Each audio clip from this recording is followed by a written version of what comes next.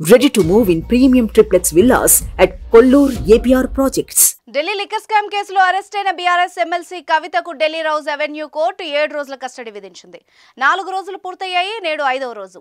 రోజు 6 నుంచి 7 గంటలు అధికారులు కవితను విచారిస్తున్నారు. మరి మిగతా సమయంలో కవిత ఏం చేస్తున్నారు, ఆమె రోజువారీ దినచర్య ఏంటి అన్న దానిపై ఆసక్తి నెలకొంది. ఇక ఈడీ కస్టడీలో కవిత దినచర్య కోసం ఆరా తీస్తే షాకింగ్ విషయాలు బయటపడ్డాయి.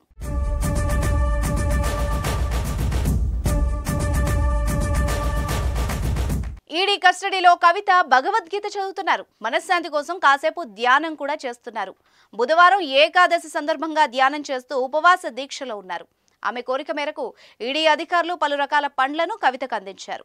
పుస్తకాలను ఎక్కువగా చదువుతూ సమయాన్ని గడుపుతున్నారు. స్వామి సర్వప్రియానంద రాసిన భగవద్గీత, రాజ్యాంగ నిర్మాత అంబేద్కర్ జీవిత గాథ, ఏఎస్ పన్నీర్ సెల్వం రాసిన Karunanidhi, a life, Shobhana K Nair రాసిన Ram Vilas Paswan, the weathervane of India politics పుస్తకాల్ని ఆమె అడిగి తెప్పించుకున్నారు. పుస్తకాల్లో చదివిన అంశాలను డైరీలో నోట్ చేసుకుంటున్నారు కవిత. ఈడీ కస్టడీలో ఉన్న కవితకు కుటుంబ సభ్యుల్ని కలిసేందుకు అనుమతి ఉండగా ఇప్పటి వరకు అన్న కేటీఆర్ ఆమెను ఎక్కువగా కలిశారు.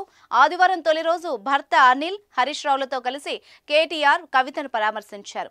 సోమవారం కేటీఆర్, హరీష్ రావులు వెళ్లగా మంగళవారం మాత్రం కేటీఆర్ ఒక్కరే కలిసి మాట్లాడారు. బుధవారం మరోసారి న్యాయవాదితో కలిసి కేటీఆర్ కవితను కలిశారు. ఇవాళ ఆమె తల్లి శోభ కలిసే అవకాశం ఉంది.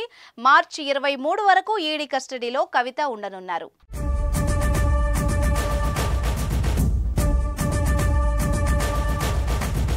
సుమన్ టీవీలో మీ పర్సనల్ అండ్ బిజినెస్ ప్రమోషన్స్ కోసం కింది నెంబర్కి కాంటాక్ట్ చేయండి.